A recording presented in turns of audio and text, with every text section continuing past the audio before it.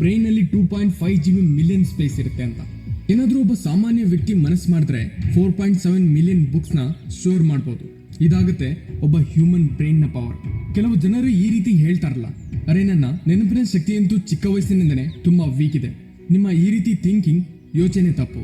ಯಾಕಂದ್ರೆ ನಿಮ್ಮ ಮೆಮೊರಿ ಒಂದು ಬ್ರೈನ್ ನ ಫಿಸಿಕಲ್ ಪಾರ್ಟ್ ಅಲ್ಲ, ಅದು ನಿಮ್ಮ ಮೆಂಟಲ್ ಫಂಕ್ಷನ್ ಅಥವಾ ಸ್ಕಿಲ್. ಅದನ್ನ ನೀವು ಓದಿ ಇಂಪ್ರೂವ್ ಮಾಡಬಹುದು, ಅಂದ್ರೆ ಅನಿಸಬಹುದು. ನಿಮ್ಮ ನೆನಪಿನ ಶಕ್ತಿ ಇದಕ್ಕೆ ಕಡಿಮೆ ಇದೆ, ಯಾಕಂದ್ರೆ ನೀವು ನಿಮ್ಮ ಮೈಂಡ್ ಅನ್ನು ಯಾವತ್ತೂ ಟ್ರೈನ್ ಮಾಡೇ ಇಲ್ಲ ನಿಮ್ಮ ಮೆಮೊರಿ ಪವರ್ ಅನ್ನು ಹೆಚ್ಚಿಸಲು. ಮತ್ತೆ ಅದಕ್ಕೆ ನಾನು ಈ ವಿಡಿಯೋನಲ್ಲಿ ಕೆಲವು ಟಿಪ್ಸ್ ರೀತಿ ಹೇಳಿದ್ದೀನಿ, ಅದನ್ನ ನೀವು ಯೂಸ್ ಮಾಡಿ ನಿಮಗೆ ಎಷ್ಟು ಬೇಕೋ ಅಷ್ಟು ಮೆಮೊರಿ ಪವರ್ನ ಹೆಚ್ಚಿಸಬಹುದು. Method number 1, interest. ನೀವು ಯಾವುದಾದ್ರೂ ಒಂದು ಟಾಪಿಕ್ನ ಓದ್ತೀರಾ, ಅದನ್ನ ಬರೆದು ನೆನಪು ಮಾಡ್ಕೊಳ್ಳೋಕೆ ಪ್ರಯತ್ನ ಮಾಡ್ತೀರಾ, ಆದ್ರೂ ಅದು ಅಷ್ಟು ಚೆನ್ನಾಗಿ ನೆನಪಾಗಲ್ಲ. ಆದರೆ ಅದೇ ಯಾವುದಾದ್ರೂ ಮೂವಿನ ನೋಡಿದ್ರೆ ಅದು ನಿಮಗೆ ಚೆನ್ನಾಗಿ ನೆನಪಾಗುತ್ತೆ. ಅಥವಾ ನೀವು ಯಾವುದಾದ್ರೂ ಹಾಡನ್ನ ಕೇಳಿದ್ರೆ ಆ ಹಾಡಿನ ಒಂದೊಂದು ಶಬ್ದ ನಿಮಗೆ ತುಂಬಾ ಚೆನ್ನಾಗಿ ನೆನಪಾಗುತ್ತೆ. ನಿಮಗೆ ಗೊತ್ತಿದೆಯಾ ಈ ರೀತಿ ಯಾಕಾಗುತ್ತೆ ಅಂತ? ಯಾಕಂದ್ರೆ ನಿಮ್ಮ ಮೈಂಡ್ ಆ ರೀತಿ ವಸ್ತುಗಳನ್ನ ಬೇಗ ನೆನಪಲ್ಲಿ ಇಟ್ಕೊಳ್ಳುತ್ತೆ, ಯಾವುದರಲ್ಲಿ ಅದರ ಇಂಟ್ರೆಸ್ಟ್ ಇದೆಯೋ. ನಾನು ನಿಮಗೆ ಮತ್ತೊಂದು ಎಕ್ಸಾಂಪಲ್ ಕೊಡ್ತೀನಿ. ಅನ್ಕೊಳ್ಳಿ ನಿಮ್ಮ ಕ್ರಶ್ ನಿಮಗೆ ನಂಬರ್ ಕೊಡ್ತಾ ಇದ್ದಾನೆ ಅಥವಾ ಕೊಡ್ತಾ ಇದ್ದಾಳೆ. ಆಗ ನಿಮ್ಮ ಹತ್ರ ಯಾವುದೇ ಪೆನ್ ಪೇಪರ್ ಇಲ್ಲ ಅಂದ್ರೆ ಆಗ ನೀವೇನು ಅವರ ನಂಬರ್ನ ಹಾಗೆ ಹೋಗೋದಕ್ಕೆ ಬಿಡ್ತೀರಾ? ಇಲ್ಲ ತಾನೆ?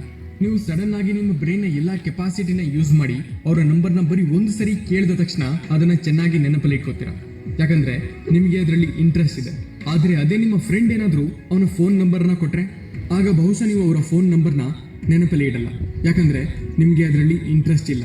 ಸೇಮ್ ಇದೇ ರೀತಿ ನೀವು ಇಷ್ಟಪಡ್ತಿದ್ರೆ ನೀವು ಓದಿರೋದು ನಿಮಗೆ ಬೇಗ ನೆನಪಲ್ಲಿ ಬರಬೇಕು ಅಂದ್ರೆ ಆಗ ನೀವು ಓದೋದ್ರ ಮೇಲೆ ಇಂಟ್ರೆಸ್ಟ್ ತರಲೇಬೇಕು. ನಿಮ್ಮ ಮನಸ್ಸಲ್ಲಿ ಈ ರೀತಿ ಪ್ರಶ್ನೆ ಬಂದಿರಬಹುದು, ಗುರು ಓದೋದ್ರ ಮೇಲೆ ಇಂಟ್ರೆಸ್ಟ್ ತರೋದು ಗರ್ಲ್ ಫ್ರೆಂಡ್ ಹತ್ರ ನಂಬರ್ ಇಸ್ಕೊಳ್ಳೋದು ಅಥವಾ ಬೆಳಿಗ್ಗೆ ಬೇಗ ಎದ್ದೋಳಕ್ಕಿಂತ ತುಂಬಾ ಕಷ್ಟ.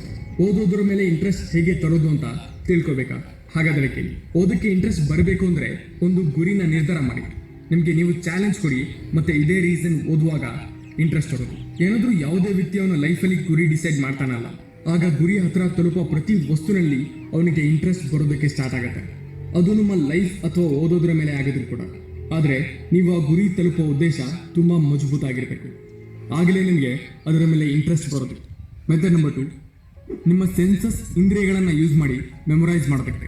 ಯಾವುದೇ ಕಂಟೆಂಟ್ ಅನ್ನ ನಾವು ನಮ್ಮ 5 ಸೆನ್ಸಸ್ ಇಂದ್ರಿಯಗಳನ್ನ ಸಹಾಯದಿಂದ ನೆನಪಲ್ಲಿ ಇಟ್ಕೋತೀವಿ. ಈಗ ಈ 5 ಸೆನ್ಸಸ್ ಇಂದ್ರಿಯಗಳು ಯಾವುವು?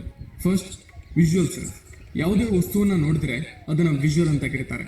ಎಕ್ಸಾಂಪಲ್, ರೋಡ್ನಲ್ಲಿ ಯಾವುದಾದ್ರೂ ಒಂದು ನೀವು ಲಕ್ಸುರಿ ಕಾರ್ನ ನೋಡಿ ಮತ್ತೆ ಅದನ್ನ ನೀವು ನೆನಪಲ್ಲಿ ಇಟ್ಕೊಂಡ್ರೆ ಆಗ ನೀವು ವಿಜುವಲ್ ಲರ್ನಿಂಗ್ನ ಬಳಸಿದ್ದೀರಾ. Second, auditory sense. ಅಂದ್ರೆ ಯಾವುದಾದ್ರೂ ಒಂದು ಶಬ್ದನ ನೆನಪಲ್ಲಿ ಇಡೋದು, ಅದಕ್ಕೆ ನಿಮಗೆ ಯಾವುದಾದ್ರೂ ಒಬ್ಬ ಸಿಂಗರ್ನ ವಾಯ್ಸ್ ಖಂಡಿತ ನೆನಪಿರುತ್ತೆ. Third, olfactory sense. ಯಾವುದೋ ಸ್ಮೆಲ್ಲನ್ನು ನಿಮ್ಮ ಮೂಗಿನ ಮುಖಾಂತರ ನೆನಪಲ್ಲಿ ಇಡೋದು. Fourth, taste. ನಿಮಗೆ ನಿಮ್ಮ ಫೇವರೇಟ್ ಊಟದ ಟೇಸ್ಟ್ ಅಂತೂ ಖಂಡಿತ ನೆನಪಲ್ಲಿ ಇರುತ್ತೆ. Fifth, memorise through feelings. ಯಾವುದೋ ಬಿಸಿ ವಸ್ತುನ ಮುಟ್ಟೋದು ಹೇಗೆ ಇರುತ್ತೆ ಅಂತ ನಿಮ್ಮೆಲ್ಲರಿಗೂ ಗೊತ್ತಿದೆ. ಯಾವಾಗ ನೀವು ಯಾವುದಾದ್ರೂ ವಸ್ತುನ ನೋಡ್ತಿರೋ, ಕೇಳ್ತಿರೋ, ಸ್ಮೆಲ್ ಅಥವಾ ಫೀಲ್ ಮಾಡ್ತಿರೋ ಆಗ ಅದು ಆಸ್ ಎ ಮೆಮೊರಿ ನಿಮ್ಮ ಬ್ರೈನಲ್ಲಿ ಹೋಗಿ ಸ್ಟೋರ್ ಆಗುತ್ತೆ. ಸೈಂಟಿಸ್ಟ್ ಹೇಳ್ತಾರೆ, ನಮ್ಮ ಬ್ರೈನ್ ಕಂಪ್ಯೂಟರ್ಗಿಂತ ತುಂಬಾ ಹೆಚ್ಚು ಶಾರ್ಪ್ ಇದೆ. ಏನಾದರೂ ನಮ್ಮ ಬ್ರೈನ್ ಇಷ್ಟೊಂದು ಶಾರ್ಪ್ ಇದ್ರೂ ಕೊನೆಗೂ ನಾವು ಹೇಗೆ ಎಲ್ಲವನ್ನ ಮರಿತೀವಿ. ಇದು ಯಾಕೆ ಆಗುತ್ತೆ ಅಂದ್ರೆ ನಮಗೆ ವಸ್ತುಗಳನ್ನ ಸರಿಯಾಗಿ ನೆನಪಲ್ಲಿ ಇಟ್ಟುಕೊಳ್ಳುವ ಸರಿಯಾದ ಟೆಕ್ನಿಕ್ ಗೊತ್ತಿಲ್ಲ. ಅನ್ಕೊಳ್ಳಿ ನಿಮಗೆ ಈ ಲೈನ್ ನೆನಪಲ್ಲಿ ಇಟ್ಕೋಬೇಕು, the dog jump over the fences. ಆಗ ನೀವು ಆಕ್ಚುಲಿ ಈ ಲೈನ್ನ ನೆನಪು ಮಾಡ್ಕೊಳ್ಳಲ್ಲ, ನೀವು ಅದನ್ನ ಊರು ಹೊಡಿತೀರಾ. ನೀವು ಪದೇ ಪದೇ ಈ ಲೈನ್ನ ಹೇಳಿ ಓದ್ತೀರಾ, the dog jump over the fence, the dog jump over the fence. ಇದರಿಂದ ನಿಮ್ಮ ಸೌಂಡ್ ಏನಿದೆ ನೀವು ಹೇಳಿ ಓದ್ತಾ ಇರೋದನ್ನ ನಿಮ್ಮ ಮೈಂಡ್ ಆ ಆಡಿಯೋನ ಸ್ಟೋರ್ ಮಾಡ್ಕೊಳುತ್ತೆ. ಇದಂತೂ ಬರೀ ಒಂದು ಲೈನಲ್ಲಿ ಇದೆ. ದೊಡ್ಡ ಕ್ವಶನ್ ಆನ್ಸರ್ ಅಲ್ಲೂ ನಾವು ಇದೇ ಮಾಡ್ತೀವಿ. ನಾವು ಹೇಳಿನೇ ಅದರ ಆಡಿಯೋ ಮುಖಾಂತರ ನಾವು ಅದನ್ನ ನೆನಪಲ್ಲಿ ಇಟ್ಕೊಳ್ತೀವಿ. ಆದರೆ ಇದೊಂದು ವೀಕ್ ಟೈಪ್ ನೆನಪಲ್ಲಿ ಇಟ್ಕೊಳ್ತೀವಿ, ಯಾಕಂದ್ರೆ ನಾವು ನಮ್ಮ 5 ಸೆನ್ಸಸ್ ಅಲ್ಲಿ ಕೇವಲ ಒಂದನ್ನು ಯೂಸ್ ಮಾಡ್ತೀವಿ, ಮತ್ತೆ ಅದೇ ಆಡಿಯೋ. ನಿಮಗೆ 5 ಸೆನ್ಸಸ್ ಸಿಕ್ಕಿದೆ. ಏನಾದ್ರೂ ನೀವು 5 ಸೆನ್ಸಸ್ಗಳನ್ನ ಬಳಸಿದ್ರೆ ಆಗ ನೀವು ವಿಷಯಗಳನ್ನ ಒಂದು ಸರಿ ಓದಿನೇ ವರ್ಷಾಂತ ತನಕ ನೆನಪಲ್ಲಿರುತ್ತೆ. The dog jump over the fence. ನಿಮ್ಗೆ ಏನಾದ್ರೂ ಈ ಲೈನ್ನ ನೆನಪಲ್ಲಿ ಇಟ್ಕೊಳ್ಬೇಕು ಅಂದ್ರೆ ಆಗ ನೀವು ಇಮ್ಯಾಜಿನೇಷನ್ ಉಪಯೋಗಿಸಿ ನೀವು ಆ ವಸ್ತುನ ಫೀಲ್ ಮಾಡಿ, ಮತ್ತೆ ಎಷ್ಟಾಗುತ್ತೋ ಅಷ್ಟು ಅದನ್ನ ಯೂನಿಕ್ ಮಾಡಿ. ಯಾಕಂದ್ರೆ ಯೂನಿಕ್ ವಸ್ತುಗಳು ನಮ್ಮ ಬ್ರೈನ್ಗೆ ಇಷ್ಟ. ಈ ಲೈನಲ್ಲಿ the dog jump over the fence, ನೀವು ನಿಮ್ಮ ಮನಸ್ಸಲ್ಲಿ ಒಂದು ಮೂವಿಯ ಸೀನ್ನ ಇಮ್ಯಾಜಿನ್ ಮಾಡಿ. ಅದರಲ್ಲಿ ಒಂದು ನಾಯಿ ಯೂನಿಕ್ ಡಿಫ್ರೆಂಟ್ ಇದೆ, ಅಂದ್ರೆ ಅದು ಮಲ್ಟಿಪಲ್ ಕಲರ್ಡ್ ಇದೆ, ಅಥವಾ ಅದರ ಬಾಯಲ್ಲಿ ತಂಬಾಕು ಇದೆ, ಮತ್ತೆ ಅದು ಫೆನ್ಸ್ ನ ಮೇಲಿಂದ ಜಂಪ್ ಮಾಡ್ತು. ಏನಾದ್ರೂ ನೀವು ಇದೇ ರೀತಿ ಯೂನಿಕ್ ಡಿಫ್ರೆಂಟ್ ಆಗಿ ವಸ್ತುಗಳನ್ನ ಇಮ್ಯಾಜಿನ್ ಮಾಡಿದ್ರೆ ಆಗ ನಿಮ್ಗೆ ಎಲ್ಲ ತುಂಬಾ ವರ್ಷದ ತನಕ ನೆನಪಲ್ಲಿ ಇರುತ್ತೆ. ಸ್ನೇಹಿತರೆ, ಈ ವಿಡಿಯೋನಲ್ಲಿ ಹೇಳಿಕೊಟ್ಟಿರುವ ಪ್ರತಿಯೊಂದನ್ನು ಫಾಲೋ ಮಾಡಿ ರಿಸಲ್ಟ್ ಖಂಡಿತ ಸಿಗುತ್ತೆ. ಇದರಿಂದ